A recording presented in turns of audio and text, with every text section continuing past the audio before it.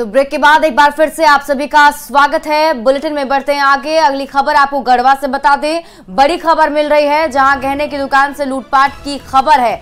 हथियार के बल पर लूटपाट की गई है। बदमाशों ने 4 राउंड फायरिंग भी की। आपको बता दें, फायरिंग करने के बाद मौके पर अफरा तफरी का माहौल बन गया। मौके पर एसपी और एफएसएल की टीम पहुंची है। शहर के मेन रोड की घटना बताई जा रही है। तो मौके पर एसपी और एफएसएल की टीम पहुंची हुई है। बदमाशों ने 4 राउंड फायरिंग की है और बताया जा रहा है कि शहर के मेन रोड की पूरी घटना सामने आई है। गहने की दुकान से लूटपाट की घटना को अपराधियों ने अंजाम दिया है। एफएसएल की टीम भी मौके पर पहुंचकर छानबीन कर रही है। हथियार के बल पर इस लूटपाट की घटना को अंजाम दिया गया। तस्वीर आपको दिखा रहे हैं, स्थानीय लोग भी मौजूद हैं। पुलिस पहुंचकर मामले की छानबीन में जुटी हुई है। शहर के मेन रोड की ये पूरी घटना सामने आई है। तो गहने की दुकान से लूटपाट की गई। हथियार के बल पर अपराधी लूटपाट कर चलते बने हैं।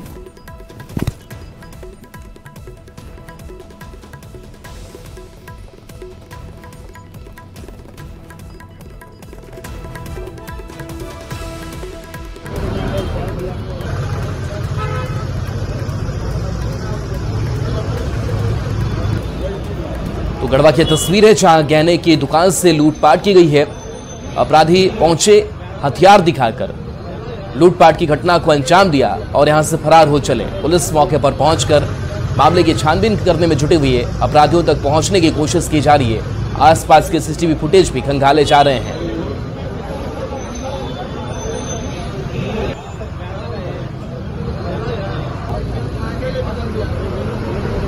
वो आदमी आया और आने के बाद में जो है बोला कि हमको कान में के दिखाइए। जब अब दुकान को लोडिंग कर ही रहे थे तब तक ले टपक गया। टपक जाने के बाद फिर जो है दिखाने लगे। हम बोले भी इसका मुंह महका, बोले कि मुंह महका तो एक दारू बुकी लिखा। लेकिन बाद फिर बोले कि अच्छा ठीक है, बंद कर रहे हैं। दिखा दिए। दिखाने के बाद फिर जो है बोला कि कान में के भी दिखाइए। कानों में के दिखाने लगे। तब तक ले एक बार कोई तीसरा का आया, उजला रंग के ले था बंदूक। और जो है उतने में मतलब कहे कि भैया सब ले ला, लेकिन हमरा मत मारा, छोड़ रहा। क्या का लूटा है? क्या लूटा है? अब सब जो है ये होपलेस हो गए थे। हम नहीं जान रहे हैं। सारा सामान जितना था लगभग। वहीं गोपालगंज में एआईएमआईएम के प्रदेश सचिव अब्दुल सलाम उर्फ असलम मुखिया की गोली मारकर हत्या मामले में पुलिस ने कार्रवाई की है। पुलिस ने कार्रवाई करते हुए 7 लोगों के विरुद्ध नामजद प्राथमिकी दर्ज की। वहीं 3 आरोपियों को गिरफ्तार किया गया है। एसपी स्वर्ण प्रभात ने गिरफ्तारी की पुष्टि की है। पुलिस जांच के मुताबिक हत्या की वजह आपसी रंजिश बताई जा रही है। एसपी साहब से हमारी मुलाकात हुई है और मिलने के बाद हम लोगों ने बोला है कि जो भी अपराधी है वो बचना नहीं चाहिए और निर्दोष जो है वो कोई फंसना नहीं चाहिए। तो इसके हिसाब से उन्होंने काफ़ी बढ़िया हम लोग को कोऑपरेट किया और उन्होंने बोला है कि अभी कुछ लोग ट्रेस पे हैं, ट्रैकिंग किया गया है और एक बाइक की भी बरामदगी हुई है और आगे की जो कार्रवाई होगी आपको इन्फॉर्मेशन दिया जाएगा। इसमें थोड़ा सा आपसी सौहार्द बना के आप लोग रखें, ऐसा उन्होंने गुजारिश किया है और हम लोग हर तरीके से उनको कोऑपरेट करने के लिए तैयार। झारखंड के पूर्व सीएम हेमंत सोरेन की मुश्किलें कम होने का नाम नहीं ले रही। आज उनकी न्यायिक हिरासत की अवधि खत्म होने वाली थी, पर इससे पहले ही पीएमएलए कोर्ट ने उनकी न्यायिक हिरासत को 7 दिन और यानी कि 22 तारीख तक के लिए बढ़ा दिया है। बता दें कि सीएम हेमंत सोरेन को ईडी की टीम ने बड़गाई अंचल की जमीन घोटाले के मामले में गिरफ्तार किया है, जिसे लेकर तहकीकात लगातार जारी है।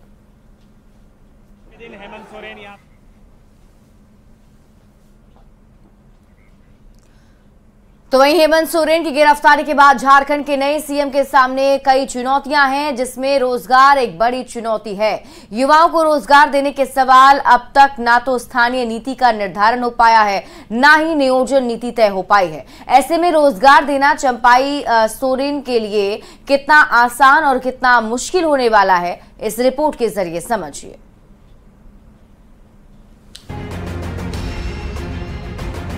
झारखंड के बेरोजगार युवा एक बार फिर राज्य की चंपाई सोरेन सरकार की तरफ टकटकी लगाए बैठे। युवाओं को सरकारी विभागों में रिक्त पदों पर नियुक्ति का इंतजार है। जेपीएससी और जेएसएससी के विज्ञापन से युवाओं की उम्मीद है, पर सरकार के सामने चुनौतियां भी कई हैं। झारखंड के सरकारी विभागों में 2,85,000 के करीब पद खाली हैं। राज्य में अब तक स्थानीय नीति या नियोजन नीति स्पष्ट नहीं हो पाई है। 1932 खतियान आधारित स्थानीय नीति की फाइल राज्य भवन में लंबित पड़ी है।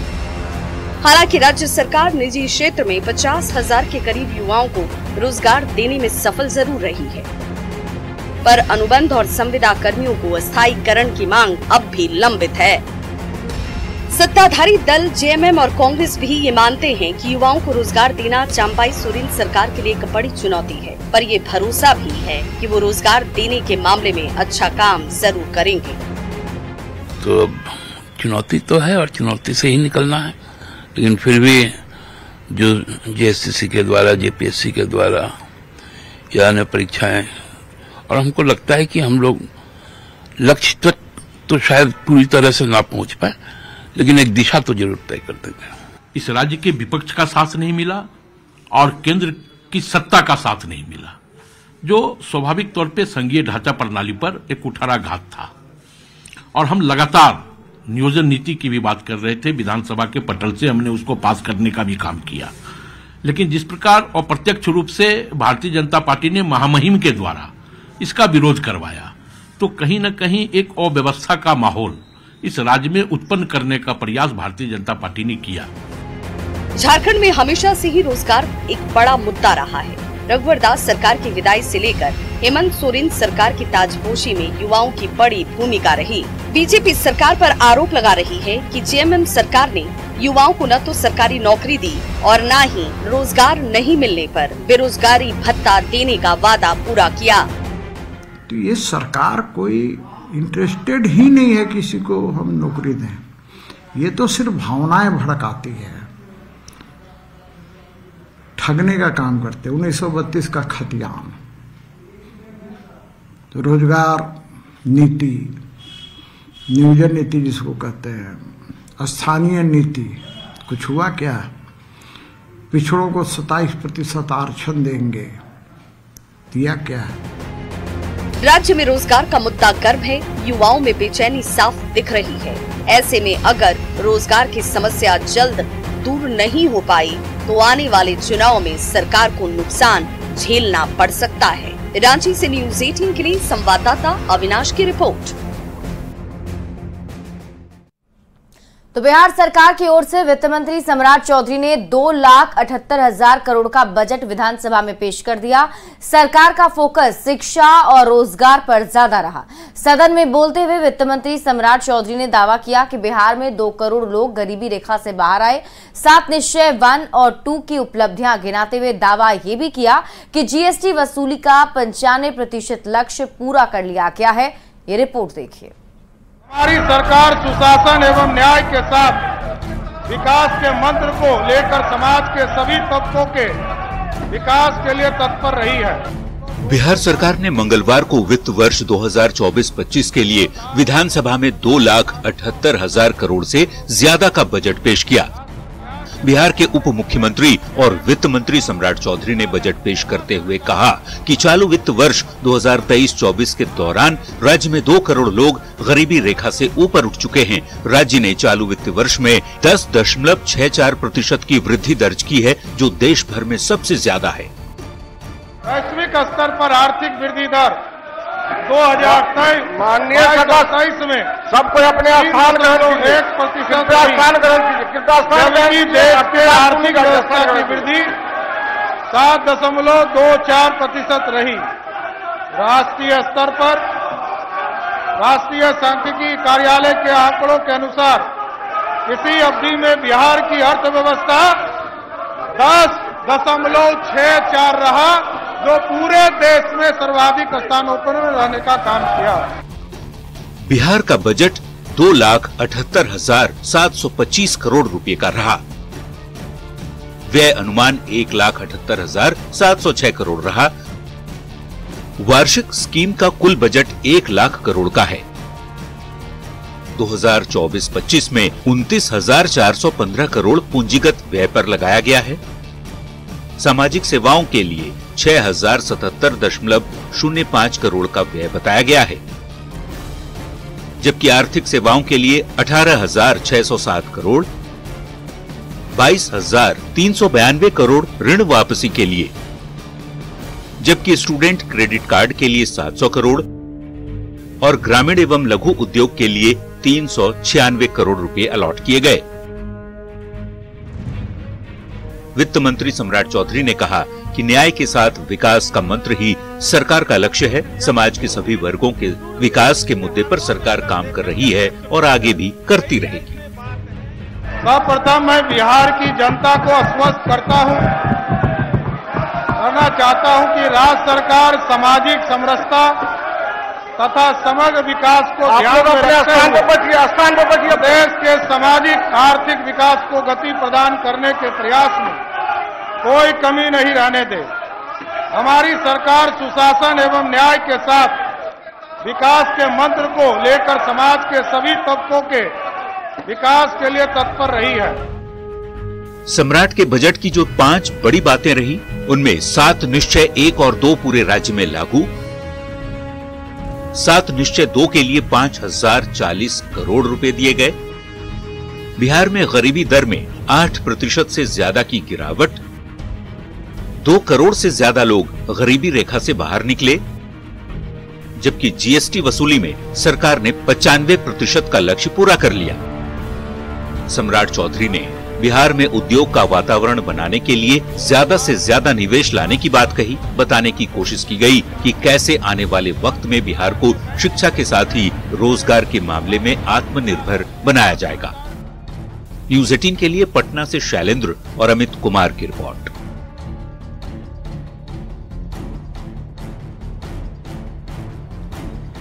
जबरन जमीन पर कब्जा करने के मामले में पूर्व सांसद सुभाष यादव के घर पुलिस बुलडोजर लेकर पहुंच गए, जिसके बाद सुभाष यादव भागे भागे कोर्ट में पहुंचे और सरेंडर कर दिया। बता दें कि पटना के कौटिल्य नगर स्थित विधायक कॉलोनी में सुभाष यादव का आलीशान बंगला है। इसी आवास पर पटना पुलिस ने 31 जनवरी को डुगडुगी बचाकर नोटिस चिपकाया था। पूर्व सांसद सुभाष यादव पर रंगदारी मांगने, अपहरण करने और जमीन कब्जा का आरोप है। कोर्ट की नजर में सुभाष यादव फरार चल रहे थे। सरेंडर नहीं करने पर कुर्की जब्ती की कार्रवाई करके पटना पुलिस पहुंची। पुलिस की तैयारी से घबराकर आनन फानन में सुभाष यादव भागे भागे एमपी एमएलए कोर्ट में पहुंचे और सरेंडर किया।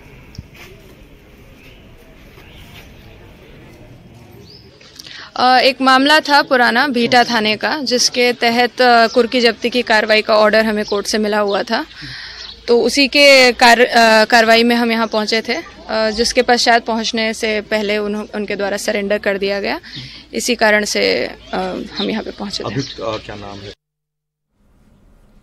लखीसराय में नगर परिषद के उप सभापति शिवशंकर राम पर नशे में धुत असामाजिक तत्वों ने जानलेवा हमला कर दिया, जिसमें उप सभापति सहित 3 लोग जख्मी हो गए। मामले की जानकारी पर पुलिस मौके पर पहुंची और एक युवक को शराब के साथ गिरफ्तार किया है। पुलिस ने मौके से 3 बाइक भी जब्त किए हैं। बताया जा रहा है कि बाइक सवार किसी महिला को धक्का मार दिया था, जिसके बीच बचाव करने जब शंकर राम पहुंचे तो बाइक सवार बदमाशों ने उन पर ही हमला बोल दिया। बदमाशों ने फायरिंग भी की। फिलहाल पुलिस पूरे मामले की जांच में जुटी हुई है। रात्रि एक एक्सीडेंट की घटना हुई मोटरसाइकिल से। उसी दौरान 2 पक्ष उलझ गए। सभापति उपसभापति जो हैं वो इन लोगों में मध्यस्थता की कोशिश कर रहा था।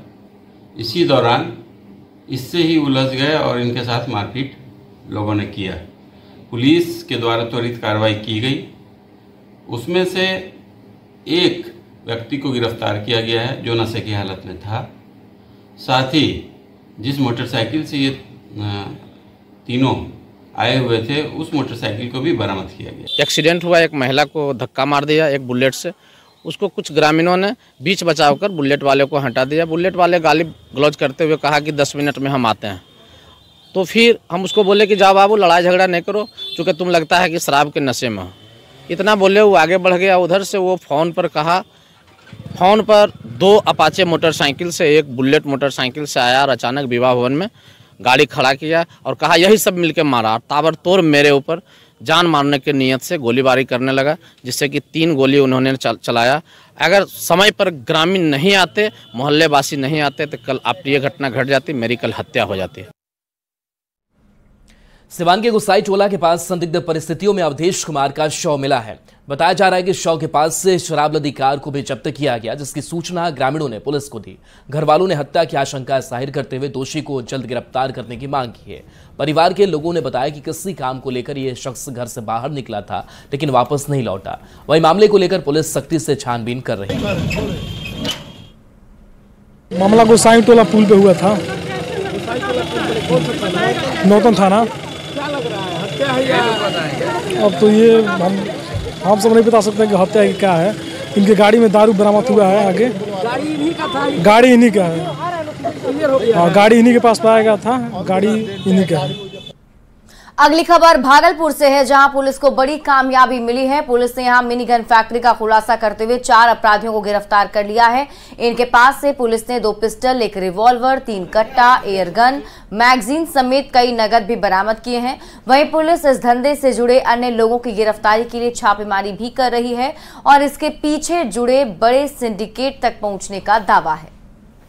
5 टीमों के द्वारा पिछले 24 घंटों में लगातार छापेमारी किया गया, जिसपे 4 व्यक्तियों की गिरफ्तारी हुई है और कुल 8 हथियार की बरामदगी हुई है, जिसमें 2 पिस्टल और 1 रिवॉल्वर, 3 कट्टा, 1 2 नाली राइफल, 1 एयर गन और 8 मैगजीन और विभिन्न स्पेसिफिकेशन के 82 कारतूस की बरामदगी हुई है।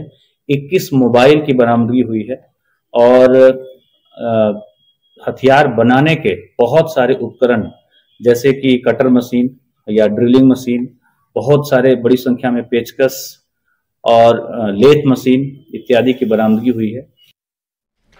अगली खबर किशनगंज से, जहां भारत नेपाल सीमा पर नेपाल जाते अफ्रीकी नागरिक अब्दुल्ला अबू काकर को एसएसबी ने गिरफ्तार किया है। इस शख्स के साथ मोतिहारी के मुकेश कुमार को भी पकड़ा गया। बॉर्डर के इलाके से लगातार विदेशी घुसपैठियों को पकड़े जाने के बाद एजेंसियां अलर्ट मोड में आ गई हैं।